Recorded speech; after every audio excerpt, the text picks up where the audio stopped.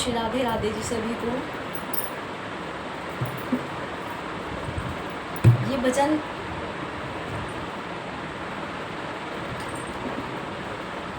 भजन उस टाइम का है जेलों में माँ देवकी जब जन्म दे देती है कान्हा जी को और यशोदा माँ के घर नंद बाबा पहुँचाते हैं तो देवकी माँ रोती है, बड़ी परेशान है।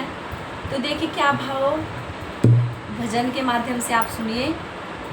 हरे पंख जो होते मैं उड़ जाती नंद बाबा के द्वार, और उमड़ उमड़ मेरो जीरो आए बहे दूध की धार, लाल मेरा रोता होगा कि भूखा सोता होगा। तो माँ बहुत दुखी है आज और माँ अपने लाल को बहुत याद कर रही है। तो क्या बोल रही हैं? पंख जो होते मैं उड़ जाती नंद बाबा के द्वार, पंख जो होते मैं उड़ जाती नंद बाबा के द्वार, उमड़ उमड़ में जीरो आए बहे दूध की धार, लाल मेरा रोता होगा कि भूखा सोता होगा, लाल मेरा रोता होगा कि भूखा सोता होगा। मेरे पति